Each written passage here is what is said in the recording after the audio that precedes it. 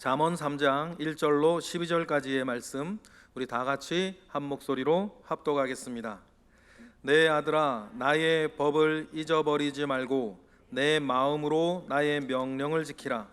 그리하면 그것이 내가 장수하여 많은 해를 누리게 하며 평강을 더하게 하리라. 인자와 진리가 내게서 떠나지 말게 하고 그것을 내 목에 매며 내 마음판에 새기라. 그리하면 내가 하나님과 사람 앞에서 은총과 귀중히 여김을 받으리라.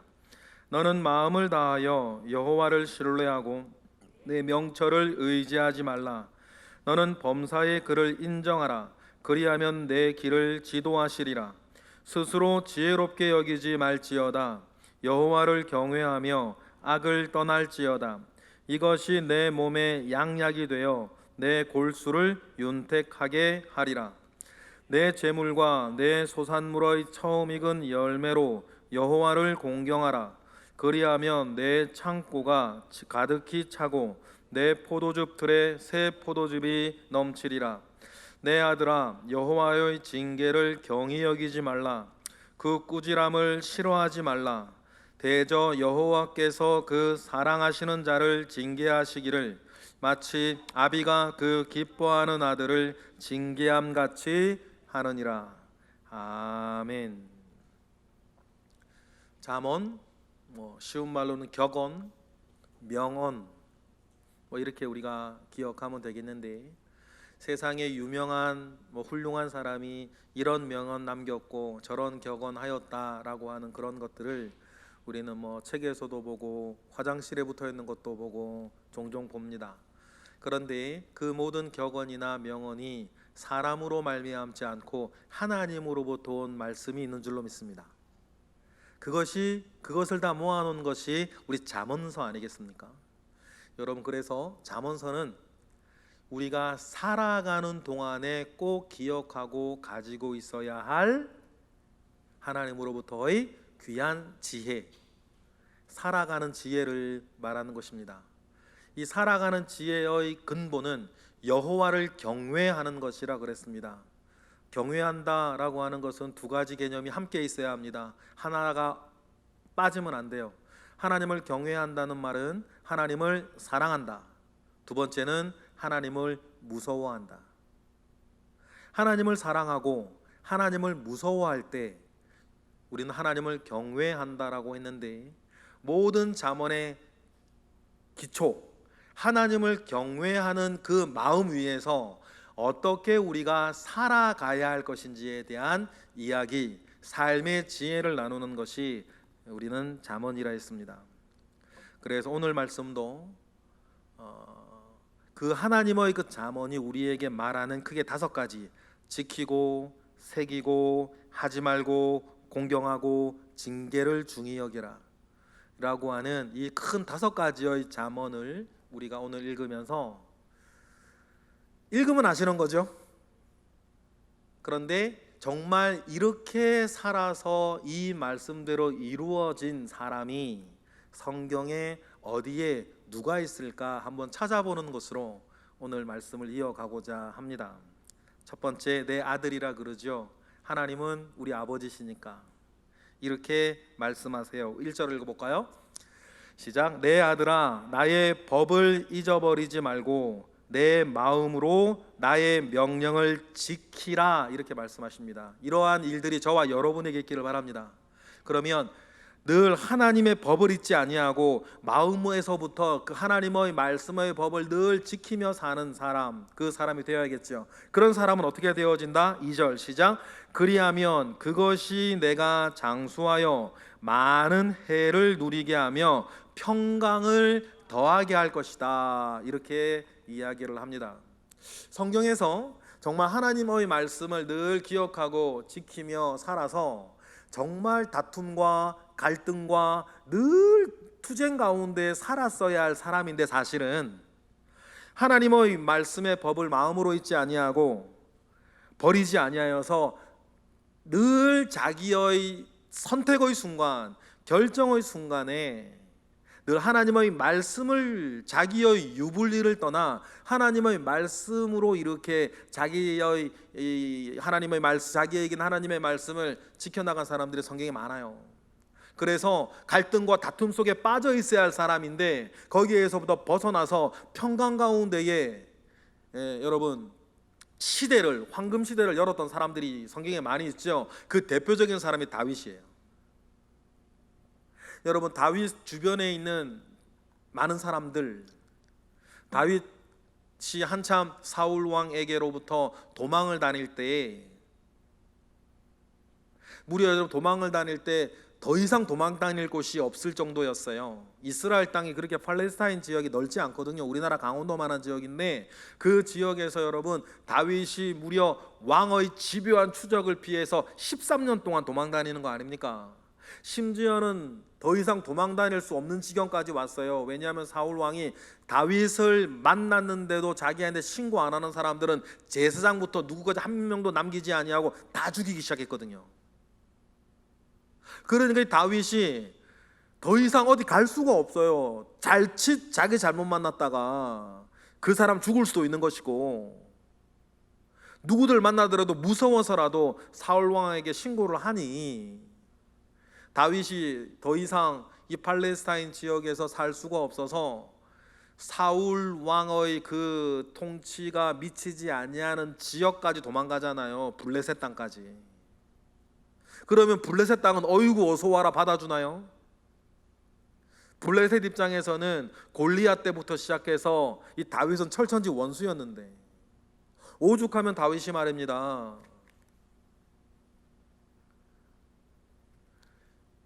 이스라엘 땅을 떠나서 블레셋 지경까지 도망가야 할 정도가 되었겠어요.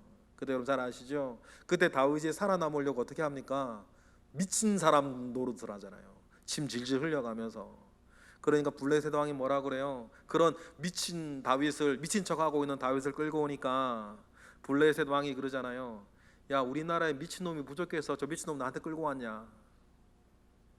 우리나라에 미친놈이 적어서 저런 놈을 나한테 끌고 왔냐고 내쫓으라 그러잖아요. 그렇게 해서 다윗이 살아남았어요. 그러면 여러분 멀쩡한 정신에 미친 척하고 날 죽일까 말까 두려운 그 순간 가운데에서 미친 척을 하면서까지 살아남아야 했던 다윗의 심정을 여러분 알아보셨어요? 죽고 말지 차라리, 그 다윗 같은 사람이. 그런데요, 그런 다윗에게 이 모든 고통에서부터 한순간에 벗어날 기회가 생겼잖아요. 자기가 숨어있는 동굴에 사울 왕이 들어와서 볼일을 보고 쉬어 자는 거예요. 볼일 보는 곳에 경호원이 들어옵니까? 사울 왕 혼자 있었잖아요. 툭툭툭 치잖아요. 기회라고, 하나님이 주신 기회라고. 여러분 그때 다윗이 뭐라 그러신 줄 아시죠? 하나님의 말씀의 법이 다윗에게 있었어요. 자기는 그런 처지였다 하더라도 뭐라 그럽니까? 하나님의 기름 부음 받은 자를 내가 어떻게 죽이겠냐. 어느 날은 여러분 막 집요하게 도망가고 있는데 사울 왕의 군대가 자기를 추격하다가 밤에 야경을 해요. 다윗이 산 위에서 이렇게 보니까 다 야경하니까 밤에 잠을 자고 있는데 딱 보니까 보초들도 자고 있네. 그래가지고 다윗이 특공대를 조직해서 사울 왕 자는 데까지 가잖아요. 아무도 몰랐어요. 또 역시 누가 그래요? 아비새가 툭툭툭 치면서 기회라고, 하나님이 주신 기회라고. 그때 다윗이 또 뭐라 그럽니까? 그때 다윗이 사울 왕을 죽였으면 그때 고생 끝인 거예요. 그런데도 다윗엔 뭐가 있었어요?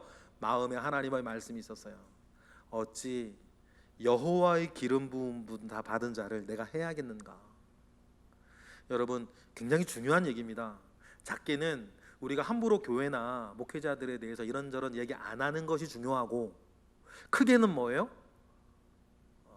하나님의 말씀의 법 1절처럼 마음의 법을 잊지 아니하고 내 마음에 내 처지와 상황이 어떻다 하더라도 그 명령을 지켜내는 것이죠.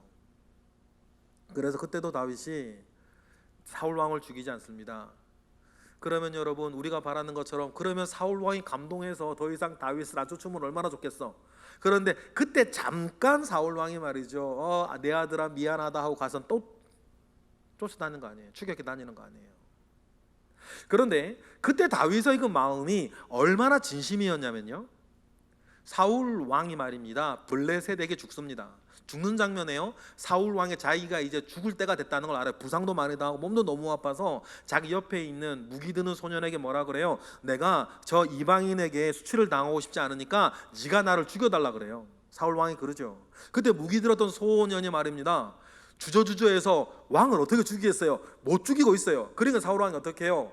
확 이제 칼에 자기가 엎드려 가지고 자살을 해서 사울 왕이 죽죠. 그리고는 그렇게 사울 왕이 죽었어요.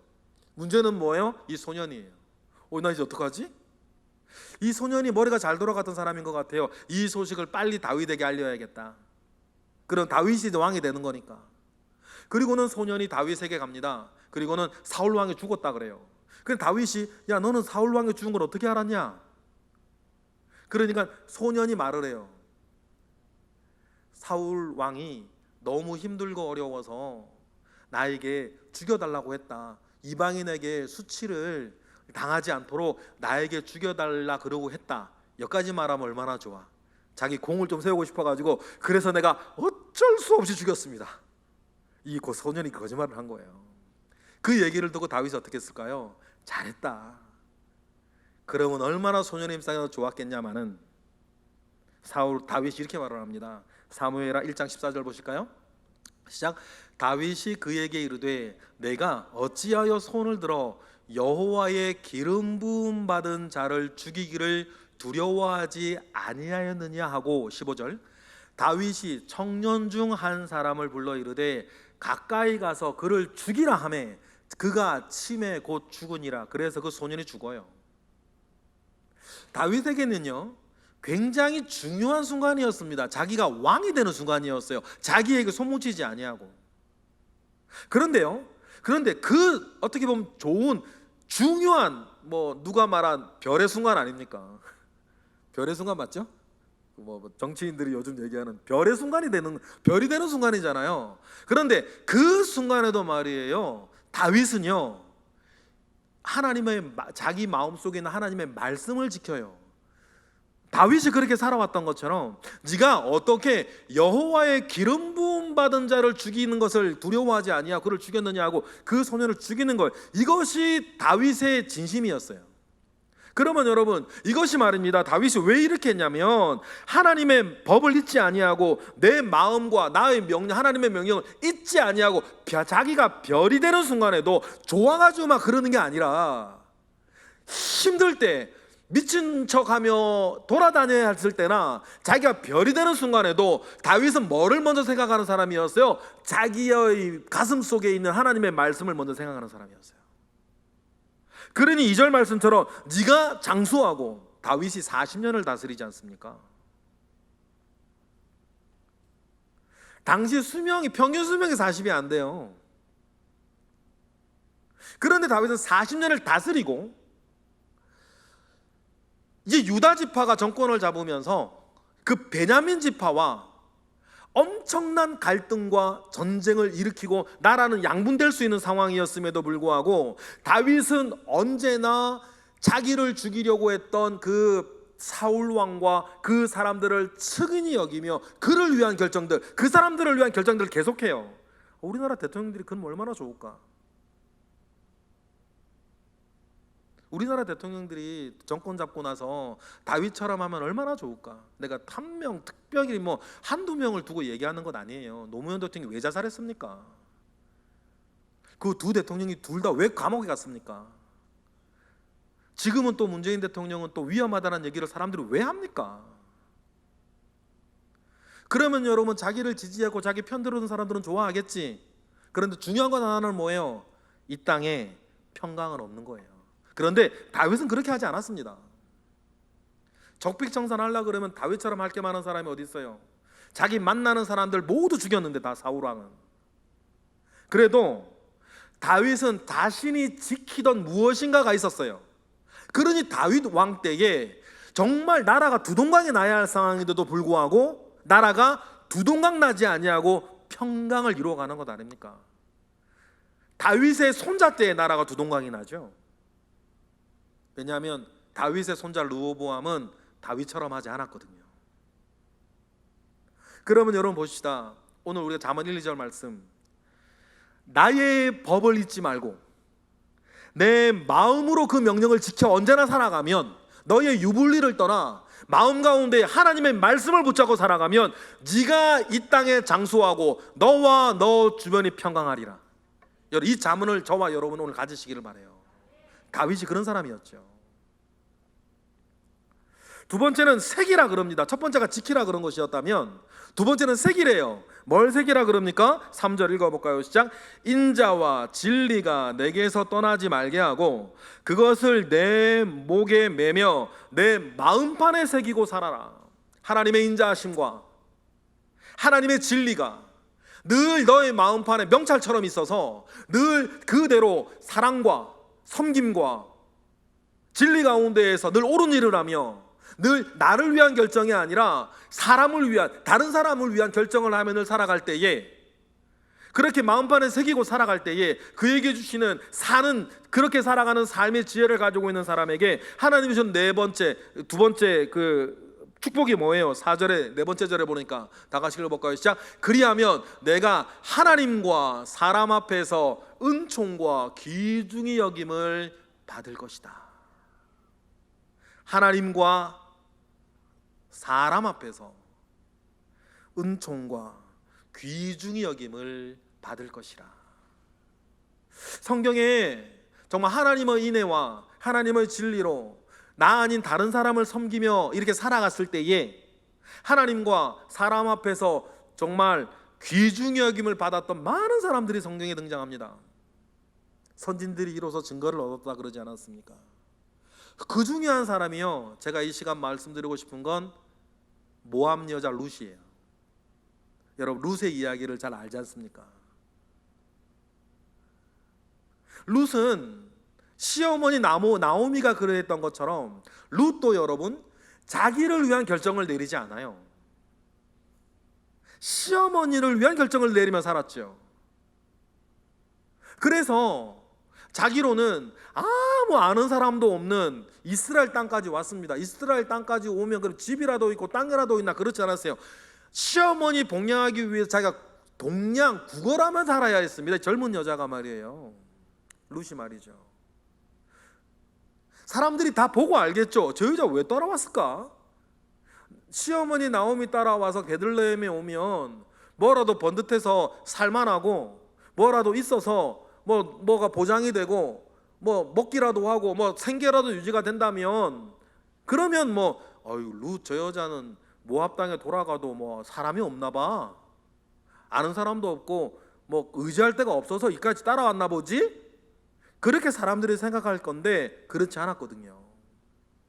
성경에 나오진 않지만 룻은 부모님도 있었을 거 아니에요. 모압에 남으면 형제 자매가 또 있을지도 모르죠. 성경이 안 나오니까 모르겠어요. 그런데 있었겠죠, 보통 보면. 그런데도 룻은 말입니다, 자기를 위한 결정을 하지 아니하고 자기와 함께 있던 시어머니를 위한 인자와 진리의 삶을 그걸 살아요. 베들레헴 사람들이 맨 처음 이상하게 생각했겠죠. 멀쩡한 저 여자가 왜 저러고 살까? 그리고 그렇게 와서는 또 막 여기저기 기웃거리고 이 남자 저 남자 기웃거리고 막 또 뭐 시어머니 박대하고 거기 안에서 또 지살길 차려고 막 이렇게 한다고 했다면 사람들이 또 안 그랬을 텐데 룻은 그렇게 하지 않았다는 것을 보죠.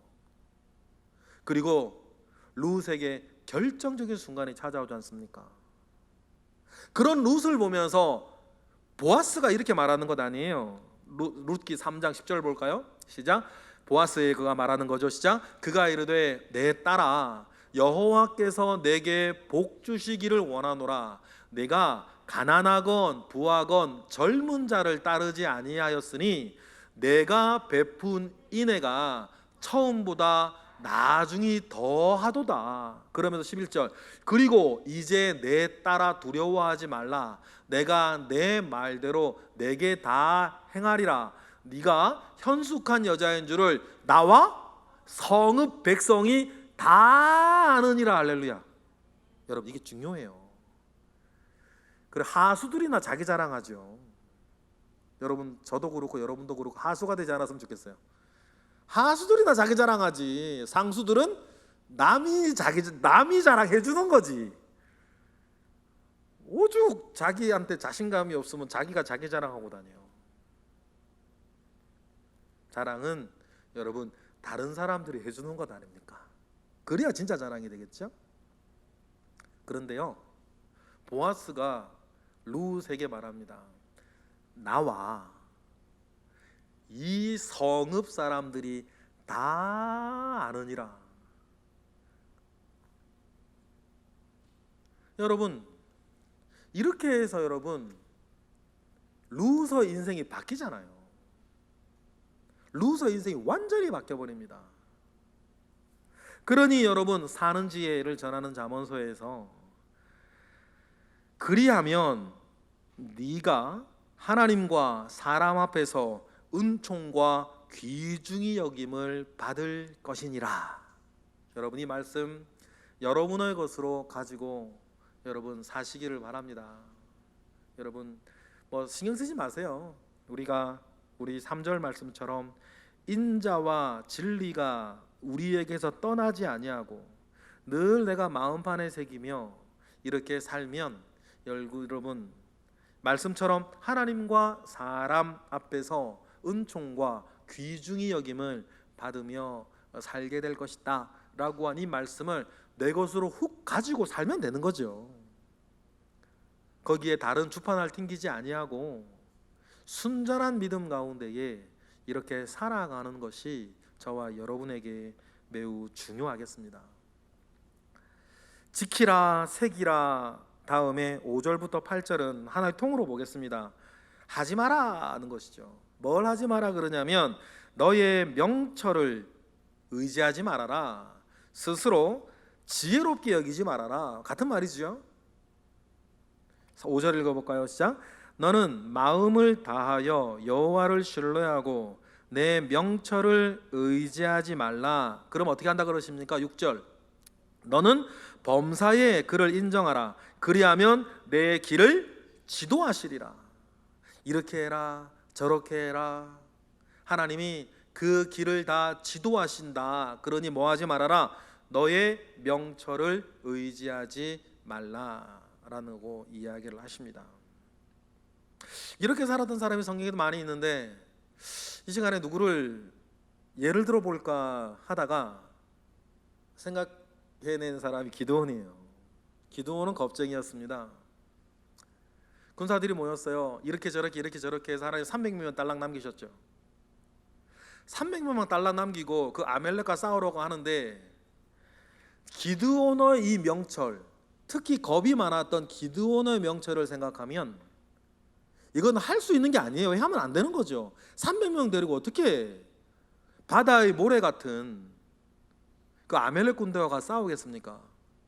기드온은 굉장히 겁을 먹고 겁을 냈어요. 그때도 하나님 다 아셨죠. 겁을 내는 이유는 당연합니다. 자기의 명철에 맞지 않으니까. 만약에 기드온과 함께하는 군대가 아멜렉보다 훨씬 많으면 겁을 내지 않겠죠. 그런데 이거는 숫자도 뭐 어떻게 계산이 나와야지 300명 딸랑 남겨놓고 전쟁 치르러 가라고 하니 자기의 명철에 맞지 아니하는 이 말을 하나님이 하시니 기드온이 얼마나 겁이 났겠어요. 그런데 중요한 건 뭐예요? 겁이 나도 따라갔던 거예요. 여러분, 이런 믿음 저희들한테 필요해요. 때로는 겁이 나고 때로는 힘들어요. 때로는 마음이 어렵지만 여러분, 나의 명철을 의지하지 아니하고 여러분, 하나님을 인정하며 나아가 보는 거죠. 그러면 하나님께서 내 길을 지도할 거다. 이 말씀 믿으시기 바랍니다. 기드온이 그러고 있을 때 하나님 뭐라 그러세요? 전쟁 치르기 전날 막 기드온이 그렇게 300명 속에서 떨고 두려워하고 겁내고 있으니까 하나님 말씀하시죠. 네 부하한 사람, 부하라고 하는 부하한 사람을 데리고 기드온 진영으로 약간 네가 정탐을 한번 나가봐라. 그래 기드온이 겁은 나도 순종하는 게 기드온의 특징이에요. 겁은 무진하지만 부하한 사람 데리고 기드온 진영으로 몰래 정탐을 나가죠. 그때 무슨 얘기를 들어요? 아멜렉 사람 두 경비병이 자기네들끼리 얘기하는 그 이야기를 들어요. 그 이야기 가운데에서 막 큰 칼이 나와서 우리를 치고 막 이런데 무서워 죽겠다 막 경비원이 그런 얘기를 하니까 옆에 있던 경비원이 말하잖아요. 그건 기드온의 칼이다. 우리가 기드온의 칼에 다 죽을 거라는 꿈을 네가 꾼 거다. 그 이야기를 그 참 정신 나간 경비병이 하는 거예요. 농담인지 진심인지는 몰라요. 그 경비원이 그 뭐 어떤 이상한 불길한 꿈을 꾸고 두려워하고 있는 그 사람 놀리려고 한 말인지, 저기도 정말 이상한 불길한 야감이 자기에게 있었는지는 몰라요. 근데 중요한 건 뭐예요? 기드온이 그 얘기를 들었다는 거예요. 그러니 여러분, 그런 지도를 받고 기드온이 들어옵니다. 그리고는 기드온이 그 이야기를 듣고 진영이라 말하기에는 너무 보잘것없죠. 300명 딸랑 모여있는 그 진영이라 그래야 되는지 모르겠는데, 근데 그 진영으로 돌아와서 기드온이 뭐라 그럽니까? 기드온 7장 9절에, 사사기 7장 9절이죠. 시작. 그 밤에 여호와께서 기드온에게 이르시되 일어나 진영으로 내려가라. 내가 그것을 내 손에 넘겨주었느니라. 만일 내가 내려가기를 두려워하거든, 그렇죠, 내 부하와 함께 그 진영으로 내려가라. 그래서 아까 좀 전에 제가 말씀드렸던 그 이야기를 다 들은 거예요. 그리고는 여러분, 우리는 압니다. 그 겁쟁이 기드온이 어떻게 됩니까? 우리 뭐라고 불러요? 겁쟁이 기드온이라고 부르나요? 용사 기드온이라 불러요. 그래서 뭐라 그래요? 기드온과 300용사라 그러잖아요. 여러분 보십시다. 너는 마음을 다하여 여호와를 신뢰하고 내 명철을 의지하지 말라. 그러면 어떻게 된다 그래요? 하나님께서 너의 길을 하나하나 지도하실 것이다. 그렇게 지도하여서 겁쟁이 기드온은 뭐가 됩니까? 용사 기드온이 됩니다.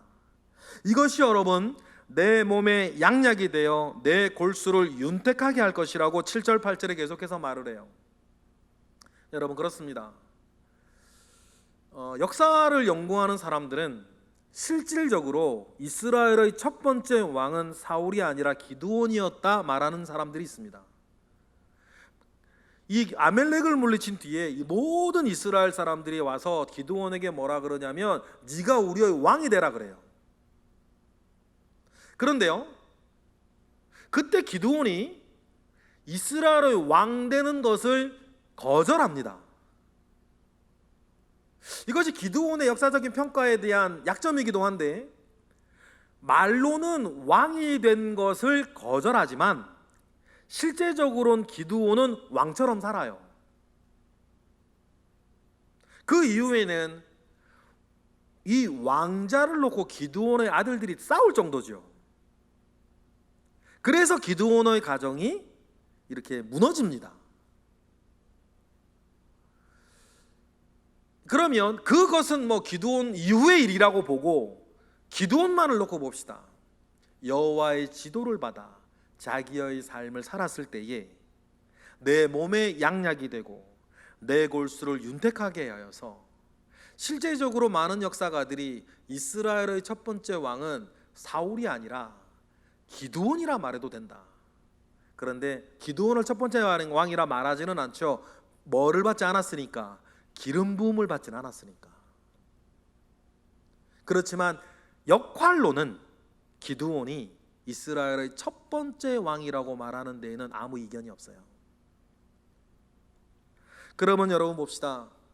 나의 명철을 의지하지 아니하고 스스로 지혜롭게 여기지 아니하고 여호와를 의지하고 살아가는 은혜와 그렇게 살아온 사람으로서의 그 열매가 저와 여러분에게 있기를 바랍니다. 그리고 9절에는 이렇게 우리에게 삶의 지혜를 권면합니다. 읽어볼까요? 9절 시작. 내 재물과 내 소산물의 처음 익은 열매로 여호와를 공경하래요. 너의 재물과 너의 소산물 중에 어떻게 한 것 처음 익은 열매로 여호와를 공경하래요.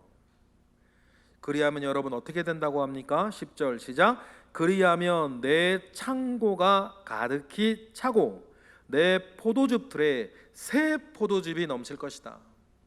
새 포도즙이 넘친다. 내 포도즙 틀에 여러분 새 포도즙 틀이 넘친다. 이 말 참 좋은 말인 것 같아요. 우리로 표현하면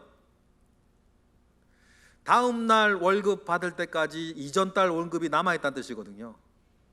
아, 여러분 그런 사람도 사셨으면 좋겠네. 어디 갔는지 모르겠어. 여러분 부탁 축복합니다. 이번 달 월급 받으실 때 다음 달 월급 30만 원이 남아있기를 바랍니다. 얼마나 좋을까, 그죠? 너희 포도즙 틀에 새 포도즙이 늘 넘친다는 말은 그 말이거든요. 그런데요, 창고가 가득하고 너희 포도즙 틀에 새 포도즙이 넘칠 거다, 이런 삶을 사는 삶의 지혜를 구절은 이렇게 말해요. 내 재물로 여호와를 섬기고, 특별히 뭐요? 처음 익은 열매로 여호와를 공경하라. 신명기서에 나오는 것 같은데, 이런 참 기쁜 마음을 이야기할 때 처음 익은 열매를 본 것 같이, 처음 익은 보리를 본 것처럼, 처음 익은 무화과를 본 것처럼 이런 표현이 나오거든요.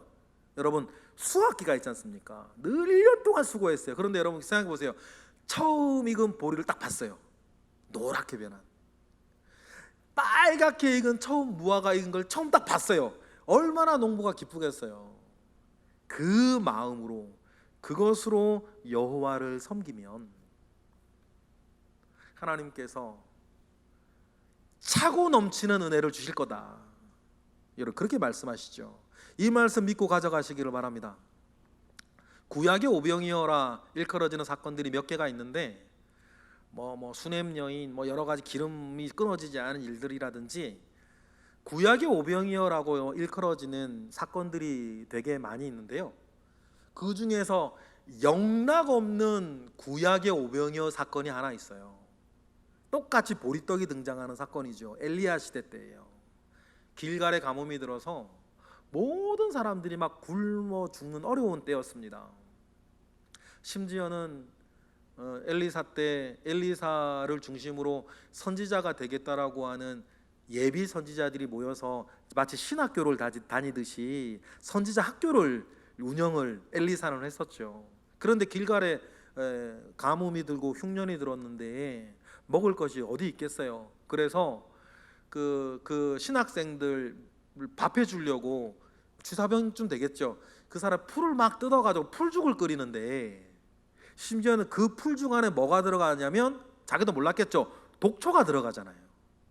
그래가지고 막 그 풀죽을 나누어 먹던 그 사람들이 장염을 일으키고 막 죽어갈 때 하나님께서 엘리사를 통해 기적을 일으켜서 그 병을 낫게 해주는 사건이 나와요. 그 사건 직후의 일이에요. 어떤 사람이 보리떡을 가지고 오는데 정말 귀한 걸 거예요. 그 기근에 처음 익은 보리였던 것 같아요. 열왕기하 4장 42절에 보니까 한 절씩 한 절 끊어서 볼게요. 42절 시작. 한 사람이 바알 살리사에서부터 와서 처음 만든 떡 곧 보리떡 20개와 또 자루에 담은 채소를 하나님의 사람에게 드린지라. 그가 이르되 무리에게 주어 먹게 하라. 그 기근의 시대에 어느 한 사람이 하나님을 공경하기 위해서 하나님의 사람 엘리사에게 보리떡 20개하고 자루에 담은 야채, 채소를 가지고 와요. 보리떡에 이렇게 채소 싸서 먹으라는 거죠. 여러분 계산해 봅시다. 이것이 어느 정도의 양일까? 제가 볼 땐 3인분, 4인분, 많이 잡으면 4인분, 적게 잡으면 2, 3인분 정도 되는 것 같아요. 그런 양이죠. 왜 이렇게 추정할 수가 있냐면, 예수님 시대 때 오병이어의 기적 때 소년이 가지고 온 자기의 도시락을 보면 보리떡이 몇 개요? 5개, 물고기 2마리였거든요. 보리떡 5개와 물고기 2마리가 한 사람의 어떤 도시락 정도였다면, 보리떡 20개와 야채라고 하면 1인분은 더 되는 것 같고 한 2인분 생선이 또 없으니까 2, 3인분 많이 잡으면 한 4인분 정도 되는 음식을 가지고 와요. 근데 중요한 게 뭐예요? 그 기근할 때 처음 만든 보리떡이라 그랬어요. 어떻게 보면 처음 것을 우리 오늘 잠언서 말씀처럼 여호와께 공경하는 마음으로 여호와의 종에 갖다 드리는 거죠. 그런데 엘리사가 그것을 보고 뭐라 그래요? 우리 신학생들한테 다 나눠주라, 그렇게 얘기를 합니다. 그렇게 하니까 그 사람이 뭐라 그래요? 43절에 양이 작으니까 말하는 거죠. 시작. 그 사환이 이르되 내가 어찌 이것을 100명에게 주겠나이까 하나, 엘리사는 또 이르되 무리에게 주어 먹게 하라. 여호와의 말씀이 그들이 먹고도 남으리라 하셨느니라. 아마 그때 신학생 숫자가 100명 정도 됐던 것 같아요. 그러니까는 보리떡 20개하고 야채 안주하러 가지고 온 사람이 아니 이걸 어떻게 100명에게 나눠주겠습니까? 그러니 아마 그 사람 말은 아마 이 자리에서 엘리사하고 자기하고 먹고 끝내자 그 얘기했는지도 모르겠어요. 아니면 엘리사 가져가서 엘리사와 그의 가족들만 한번 나누어 먹으라고 한 얘기인지도 모르겠죠. 근데 엘리야사는 그때 기근인 걸 알았으니까 너무 배고파서 독초든 풀죽 먹고 쓰러질 정도였으니까 무리들에게, 학생들에게 다 신학생들에게 나눠주자 얘기를 하는 거죠. 그리고 말해요. 여호와의 말씀에 먹고도 남을 거다 이야기를 전합니다. 그리고 44절이죠. 시작. 그가 그들 앞에 주었더니 오병이어의 기적이 일어나는 거예요. 여호와께서 말씀하신 대로 뭐예요? 100명이 먹고도 남은 거예요. 여러분, 이 일이 왜 일어나게 되었는지를 생각해 봅시다. 왜 이렇게 포도주 틀에 포도주가 흘러차고 넘쳤을까요? 이유는 단 한 가지 아닙니까? 처음 난 것을 여호와를 공경하는 데 쓴 거예요. 여러분, 이러한 풍성한 은혜, 전해지는 은혜가 여러분의 삶 가운데 많기를 바랍니다. 그렇게 했음에도 불구하고 이제 월급날이 됐는데 지난달 받은 월급이 30만 원이 남아있으면 얼마나 좋을까? 여러분, 그렇게 사시기를 바라요. 그러면 사람의 주판날로는 그렇게 계산되어지지는 않는데 성경 잠언은 우리에게 이렇게 말합니다. 내 재물과 내 소산물의 처음 익은 열매로 어떻게 해라? 여호와를 공경해라. 그러면 그렇게 살 것이다. 이 말씀 받아 누리시는 저와 여러분 되시기를 바랍니다. 그래, 공경하라가 네 번째 잠언이라 한다면 오늘 말씀의 마지막 다섯 번째 잠언, 징계를 경히 여기지 말아라. 11절 읽어볼까요? 시작. 내 아들아, 여호와의 징계를 경히 여기지 말라. 그 꾸지람을 싫어하지 말라. 왜 그렇습니까? 12절 시작. 대저 여호와께서 그 사랑하시는 자를 징계하시기를 마치 아비가 그 기뻐하는 아들을 징계함 같이 하느니라. 징계를 싫어하는 이유는 분명합니다. 자기 하고 싶은 대로 하고 싶기 때문이죠. 그런데 잠언 12장 1절에 보면 하나님으로부터의 징계를 싫어하는 사람은 짐승 같은 놈이래요. 12장 1절 보실까요? 다 같이 시작. 훈계를 좋아하는 자는 지식을 좋아하거니와 징계를 싫어하는 자는 짐승 같은 사람이래요. 왜 짐승 같은 사람이냐고 하냐면 징계를 싫어하는 자, 권면을 싫어하는 사람은 자기 본능대로 살고 싶어하는 사람이기 때문이에요. 여러분, 우리는 분명히 기억합니다. 내 본능은 언제나 악하다. 여러분, 우리의 본능은 언제나 악합니다. 그러니 여러분, 우리가 우리의 본능대로 살지 아니하고 하나님께서 우리에게 주시는 권면의 말씀을 따라 살고 또 징계를 하셔야 하나님이 하신다면 그 징계를 받으며 사는 저와 여러분 되시기를 바라요. 하나님께서 스가랴 선지자를 통해서 말씀하실 때에 스가랴가 언제적 사람이냐면 포로기가 끝나고 이제 첫 번째 돌아왔던 이 포로기에 돌아왔던 사람들이 성전을 지어야 되는데 성전을 못 짓고 막 머물러 있을 때, 그때 하나님께서 학개와 스가랴를 통해서 너희들이 그럼 예루살렘에 왜 왔냐? 너희들이 먹고 사는 것이 그렇게 중요한 사람이었으면 돌아오지 말고 바벨론으로 계속 살지. 이스라엘을 회복하고 이스라엘을 회복하기 위해서 성전을 회복하는 것을 목표로 너희들이 왔으면서 그렇게 온 사명자들이 먹고 사는 문제 때문에 그렇게 못하고 있으면 너희들 왜 왔냐? 그렇게 질책하던 두 선지자가 학개바 스가랴거든요. 그런데 그 스가랴를 통해서 하나님께서 포로로 이제 70년 만에 이제 돌아온 사람들에게 너희들이 왜 망했는지 아냐? 70년 전에 너희들이 남유다가 왜 망했는지 아니? 라고 말하면서 하시는 말씀이 있으세요.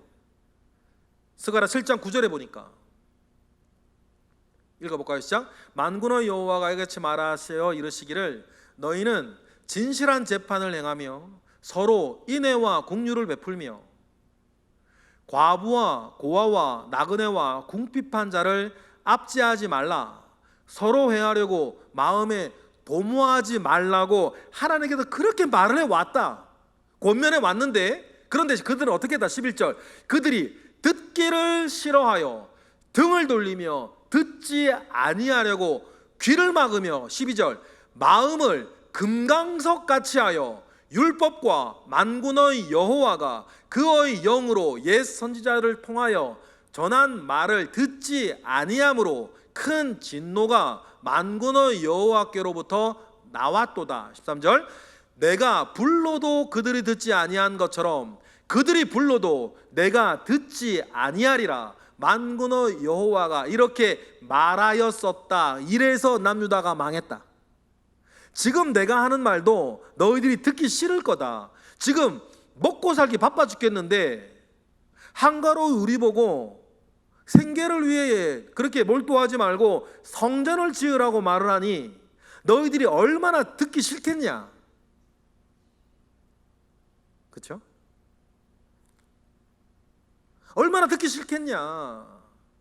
그런데 너희들이 왜 망했는지를 기억하고 지금 너희들이 어떻게 살아야 할지를 기억해라. 그래 하나님께서 책망하시는 거예요. 너희들이 이러려고 예루살렘 돌아왔냐. 이런 이야기들이 얼마나 너희들이 듣기 싫겠냐마는 하나님이 아비와 같이 자녀들에게 말하는 것 아닙니까? 이렇게 해야 너희들이 산다. 여러분 그렇습니다. 그러니 오늘 잠언 말씀도 내 아들아 여호와의 징계를 뭐하지 말아라? 경히 여기지 말고. 하나님의 말씀이 우리에게 권면하고 책망하고 교훈하고 바르게 하고자 할 때에 듣기 싫어하고 또 이건 진짜 빈말이 아니라 진짜 같은데 우리 교회에서는 그런 말 없는 거 설교로 자기 친다 그러고 막 우리 교회에서는 그런 거 정말 없는 것 같아요. 제가 우리 교회 1, 2년 같이 있던 게 아니지 않습니까? 20년도 같이 있으면서 우리 교회 성도님들이 참 좋은 점이 그거예요.